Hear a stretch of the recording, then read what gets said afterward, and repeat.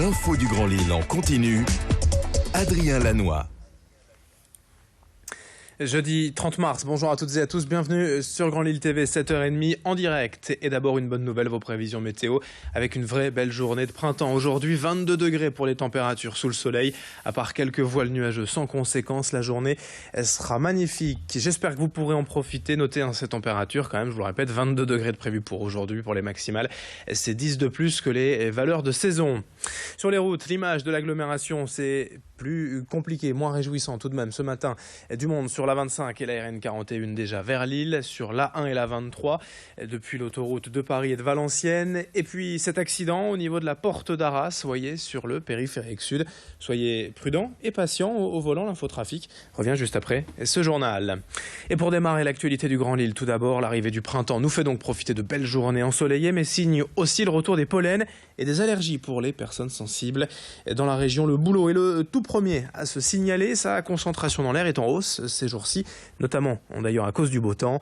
À Lille, sur le toit de l'hôpital Calmette, un capteur relève chaque semaine le taux de pollen dans l'atmosphère et les résultats sont publiés sur Internet.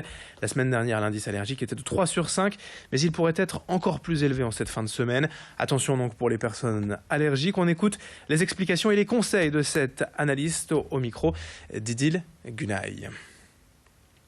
Les personnes qui sont allergiques, plus précisément au pollen de bouleau, doivent se rapprocher de leur médecin, peut-être pour adapter leur traitement, et puis éviter par exemple de rouler en voiture avec les fenêtres ouvertes. Il vaut mieux fermer ces fenêtres en voiture, les faire équiper d'un filtre à pollen. Ensuite, quand on sort se promener, se balader à l'extérieur, quand on rentre chez soi, il vaut mieux laver ses cheveux pour enlever justement les pollens qui auraient pu se mettre dessus. On va recommander aussi aux personnes d'éviter de faire sécher le linge dehors quand il y a des boulots à proximité pour éviter que les grains de pollen viennent s'impacter dessus. Toutes les informations concernant ces pollens et ces indices allergiques à retrouver donc sur Internet sur le site pollen au singulier-haut-de-france.fr. Autre information en images, aujourd'hui la campagne de communication de Transpol actuellement auprès des entreprises de la métropole lilloise. Durant 2 semaines, un bus vient à la rencontre des sociétés et surtout de leurs salariés pour tenter de convaincre de prendre le bus, le métro ou le tramway plutôt que la voiture. Aujourd'hui, près de 30% des habitants de l'agglomération utilisent les transports en commun. Un chiffre légèrement en hausse quand même depuis quelques années, mais Transpol pense pouvoir faire mieux. Pour cela, des conseillers rencontrent les salariés le temps de la pause déjeuner et présentent les trajets possibles entre les domiciles et le lieu de travail. Le bus dispose d'un espace détente avec des livres et de la musique pour montrer qu'il est facile de profiter de bon temps, de se divertir dans les transports en commun, contrairement à la voiture.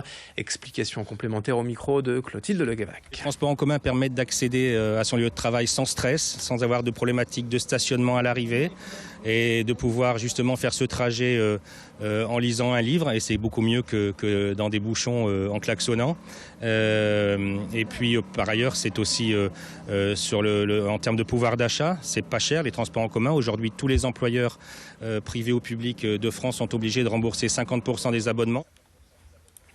Le bus des experts Transpol aujourd'hui à Lille à Euratechnologie de midi à 14h et la semaine prochaine encore à Villeneuve-d'Ascq, Ronchin, Leuzen et Tourcoing. En bref, une voiture incendiée dans la nuit de mardi à mercredi sur le parking de la prison de Sequedin. Un véhicule qui appartiendrait à l'un des surveillants pénitentiaires et l'incendie serait d'ailleurs même volontaire selon les premiers éléments. Une enquête a été ouverte. Les courses de la braderie, elles pourraient finalement avoir lieu sur le Grand Boulevard selon la Voix du Nord.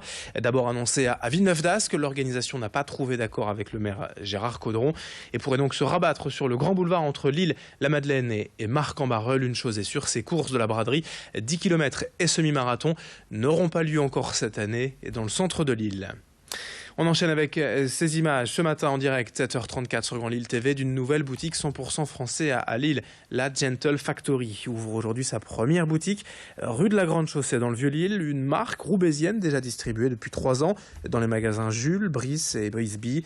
Le concept, c'est avant tout des produits fabriqués en France, du tricotage à la sérigraphie en passant par la teinture, des vêtements et accessoires pour hommes conçus sur les principes du respect de la planète et de durabilité, avec du coton bio et des matières recyclées. Le magasin s'adresse aux hommes urbains soucieux de consommer dans une démarche responsable et citoyenne.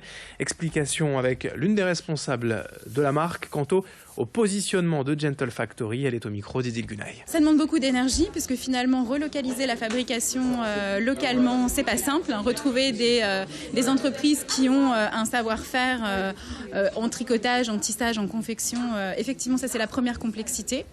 La complexité c'est aussi de travailler avec des fibres recyclées et monter une filière de recyclage. Donc effectivement c'est pas simple mais c'est très énergisant et finalement ça crée aussi des emplois localement dans les entreprises qui travaillent avec nous. Et concernant les prix, on essaye de réussir le pari fou de continuer à vendre de la fabrication française à un prix accessible. La question du jour à ce propos, êtes-vous plutôt prêt à payer un peu plus cher pour acheter 100% en français? Vous nous répondez sur grandlille.tv ou nos applications mobiles. Et puis pour terminer ce journal, ce projet de l'association Ensemble Autrement, depuis 2015, elle propose des colocations spécialement attribuées aux personnes atteintes de handicap psychique, d'abord à Croix, puis à Tourcoing et tout récemment à Mont-Saint-Barreul. Ces habitats partagés sont une solution intermédiaire entre le logement autonome et les structures psychiatriques. Chaque locataire dispose de sa propre chambre et de sa salle de bain, qu'il doit d'ailleurs lui-même nettoyer et gérer. La cuisine, le salon, la salle à manger sont les espaces communs. Et tous les jours, des encadrants viennent dans le cadre de la prestation compensatrice du handicap pour accompagner ces colocataires dans les tâches du quotidien et leur proposer des activités adaptées. Visite guidée avec Geoffrey, l'un des locataires, et la coordinatrice du projet, au micro d'Idil Gunay. Il y en a, il va falloir juste leur dire de faire leur toilette, mais il y en a, il va falloir vraiment les accompagner, les éduquer, leur réapprendre à faire leur toilette. Donc le matin, c'est petit déjeuner, toilette, et le midi et le soir, ça se passe un peu comme des ateliers cuisine. Tout le monde mange, tout le monde doit participer au repas. Après, il y a aussi les courses, parce qu'ils doivent gérer les courses. Donc le service à la personne intervient aussi à ce niveau-là. Ils font les menus avec eux, ils font la liste des courses, donc les courses. Et on a une animatrice. Donc là, l'animatrice est là pour leur proposer des activités communes, mais elle travaille aussi sur des activités individuelles. Donc on essaye de leur trouver leur activité propre à chacun, mais dans le droit commun.